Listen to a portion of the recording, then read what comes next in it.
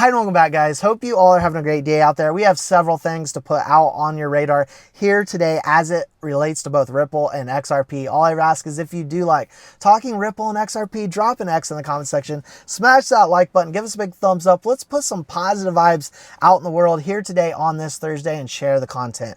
Let others around the world know what is truly happening in this digital revolution. Guys, we have a jam-packed one for you here today. A lot going on being said and done out there, and I want to try to put this puzzle together and piece it together because we have big partners of Ripple doing big things, and it really shows you the direction in which all this is going. Now, UBS, they were the largest by market capitalization in Europe, the largest bank in Europe by market capitalization. They no longer are due to the tariff situation, but Santander is. And we remember Santander is also a partner of Ripple's. They're now the largest by market capitalization in all of Europe, guys. If we take a look at Bank of America, I believe the fourth largest here in the United States, these are partners of Ripple. Now, as we're talking about partners, I want to mention Deloitte. I saw that Riz on X here today put out Deloitte, who operates in 150 countries, serves many of the world's most admired brands, including nearly 90% of the Fortune 500 companies and thousands of private companies out there. And I'm sure many of you have heard of Deloitte. They're also working with Ripple for blockchain solutions. And Franklin Templeton, who utilizes Stellar to tokenize their real world asset tokenization. Sorry, I can't get the words out here today.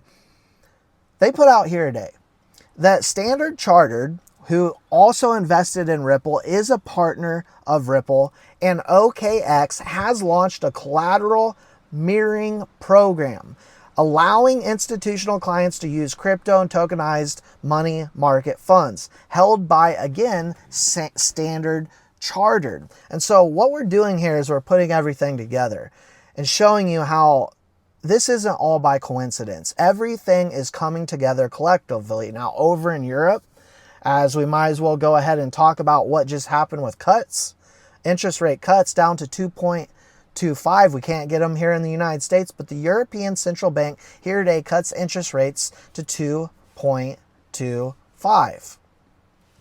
Along with this, yesterday was kind of a nothing burger in terms of talking about the economy. It was back and forth. Jerome Powell, right? Didn't give us anything positive on that end, but did talk about crypto and was extremely friendly. As I talked in a video yesterday, probably the most friendly I've heard him talk about crypto ever. As he was talking about crypto going mainstream, he was talking about crypto banks here in the United States loosening up on regulations for crypto. It's all coming to collectively together. We know behind the scenes so much is getting said and done that we just flat out are not able to see. Now, over in Russia here today, Russian Finance Ministry calls for the creation of national crypto stablecoin, and remembering the Central Bank of Russia also has been working with Ripple for a very, very long time. We saw documentation on that as well. Binance then comes out here today stating multiple governments and sovereign wealth funds have approached the company about creating crypto reserves. Multiple governments are going all in on this space. Then we have Trump here today stating he spoke with Mexico's president, met with Japanese trade officials, and noted that every nation, including China, wants to meet. Now, whether you believe that or not, I'll leave you to decide, right?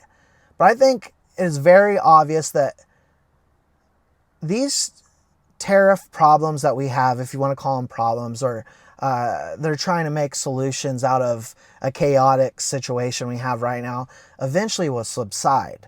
And when they do, this market is going to roar unlike we've seen probably ever in history. I do believe we're going to have a massive, massive bull run this year. And again, as I've been stating, XRP will be the #1 top performer.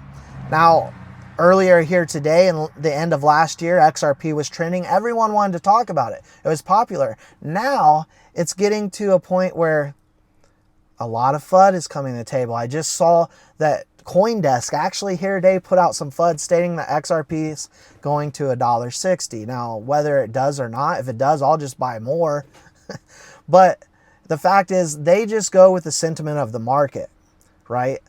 That has how these mainstream crypto publications have always been. Cointelegraph is okay. CoinDesk isn't. They just go with the sentiment of the market. And when XRP, as we recently saw back in November, was roaring, well, then you started to see positive pieces. We're about to get back into those positive pieces for XRP very soon. Now, President Trump here today, try not to laugh, guys, says that Federal Chairman Jerome Powell, a quote, termination cannot come fast enough. And I think many of us want him gone and out of the way, or just want the Federal Reserve gone completely. Now, I would rather just see Ripple working with the Federal Reserve, and they have been. And I want to play you this clip. Was like the rise of other CBDCs. So I do work in the US. We work with the Fed, and we work with the academic, a number of universities that also work with the Fed. And the geopolitical impact of CBDCs is one of the topics that we've been working on. And when China announced the digital yuan, that suddenly made the Fed, the US Fed, wake up and go, oh, hang on a minute. This is scary because the dollar is still the primary currency for global trade, reserve currency, and if the digital yuan becomes widely used outside of China, that could be a threat. And so we can see that collectively, Ripple is at the table, at every single table. Doesn't matter whether it be with Donald Trump, top government officials, working with the Federal Reserve. Ripple is at the seat right now, sitting down. So as we take a look at XRP at 206, I'm incredibly bullish. We are sitting at 1.83% down at the time of this recording. We could drop under 2 if we do. We could go down to as much as $1.64, or we could snap out of this thing very quickly. And that is where we're at with the market, back and forth. We could snap out of this very quickly and see $3, $5 in no time. That is where we are at in the market right now. A very fearful market, very uncertain market. That's what we've got. I wish there was more clarity out there right now. I wish I could give you more good news on that end.